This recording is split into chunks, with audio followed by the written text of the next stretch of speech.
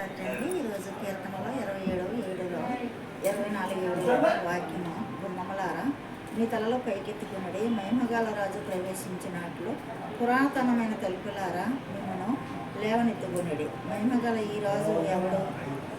బల శౌర్యము గల యెహోవా, యుద్ధశూరుడైన యెహోవా.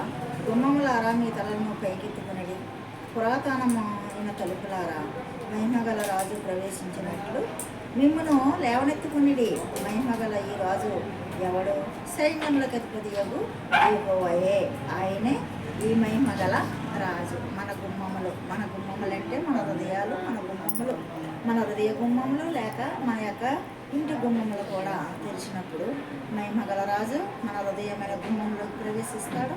మన గృహంలోనికి ప్రవేశించి మన యొక్క ప్రార్థనలో ఆలకించే దేవుడు. కాబట్టి మరి ఆయన మన గుమ్మంలోకి వచ్చినట్లు ప్రతి విశ్వాసి లేక నేను నీతి గుమ్మములు తీయాలి. నీతి గుమ్మములు తీయండి అంటే నీ ఇల్లు లేక నీ హృదయము నేను వాటిలో ప్రవేశించేదను. జక్కయ్య వలె కృతజ్ఞతాస్థుతులు చెల్లించేదను. జక్కయ్య ఏ రీతిగా అయితే కృతజ్ఞతాస్థుతులు చెల్లించాడో ఆయన ఇంట్లోకి వెళ్ళినప్పుడు యేసయ్య మరి ఆయన కృతజ్ఞతాస్థుతులు చెల్లించాడు. అంతేకాదు ఆ ఇంటికి కూడా రక్షణ ఉన్నది అని యెహోవా మరి గుమ్మములు ఇందులో యెహోవా గుమ్మములు మరి ఉన్నవారి ఇంటిలో ఎల్లప్పుడూ కూడా మరి నీతి సునాదములు వినబడతాయి.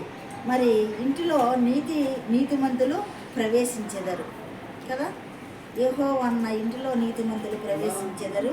మరి అంతేకాదు యెషయా 27:2లో మరి నీతి గుమ్మములో ఉండినట్లు మరి నీతిమంతులు గుడారములో కీర్తనలు 118:15లో మరి నీతిమంతులు గుడారములలో రక్షణను గూర్చిన ఉత్సాహ సునాదములు స్తుతులు మరి వినబడును.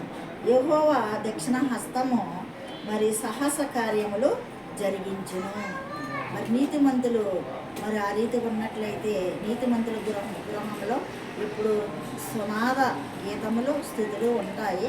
అక్కడే దేవుడు మరి సాహస కార్యములు చేస్తాడు, వారి ప్రార్థన ఆలకిస్తాడు. కాబట్టి మరి గుమ్మములారా హృదయాలను మరి మన ఇంటి గుమ్మాలను మరి తెరిచినప్పుడు ఆయన మన ఇంటిలోనూ మన హృదయం అనే గృహములను కూడా ప్రవేశిస్తాడు. అప్పుడు మన కార్యాలు సఫలమవుతాయి. ఈ పరిశుద్ధ వాక్యం దేవుడు దీవించుగాక. ఆమేన్. సబ్స్క్రైబ్ చేయండి, లైక్ కొట్టండి. అన్న మినిస్ట్రీ గురించి ప్రార్థించండి.